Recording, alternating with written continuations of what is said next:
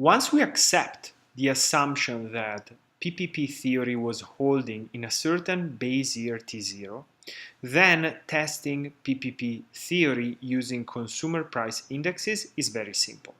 In slide 12, we are seeing a possible example. At year T0, we're making the assumption that PPP theory is holding, and so the market value of the exchange rate, which is 0.07,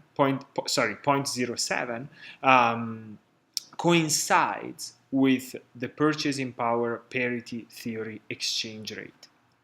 Once we have that, then we can check if the purchasing power parity theory exchange rate that we obtain by taking the ratio of consumer price index in a certain year in the domestic country, in this case the US, and the foreign country, in this case Mexico, we compare this number with the number that we have in the data, and that would be the last column in the table.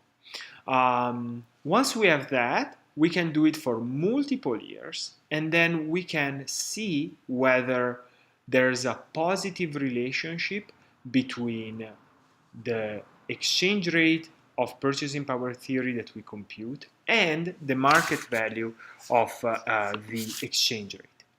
If there's a positive correlation, and in particular, if the theoretical value that we compute and the market value move one by one together, so we expect in our scatter plot to see a straight line that is close to the 45-degree line that splits in half basically our plane. If that is the case, then we interpret the data as strong evidence that the purchasing power parity theory holds. If we don't see in the scatter plot between the theoretical values that we compute using CPI indexes and the market value of the exchange rate, or if we see even a negative correlation, then we should interpret that as evidence against purchasing power parity theory. Okay, so this is one possible way to test the PPP theory. There's other ways.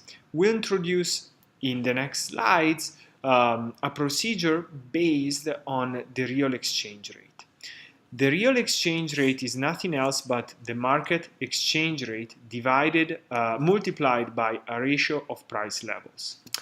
If purchasing power parity theory holds, we can easily derive, and this is shown in slide 15, how the real exchange rate is supposed to move over time. When this theory holds, we can immediately obtain that the real exchange rate is supposed to be perfectly constant over time. So we can gather data on the real exchange rate and check whether this real exchange rate is fluctuating a lot over time, which would be evidence against PPP theory, or is roughly constant over time, which would be evidence in favor. We report in slide 16 a graph of the real exchange rate for the United States from 1995 to 2016, and we see that there are wild fluctuations.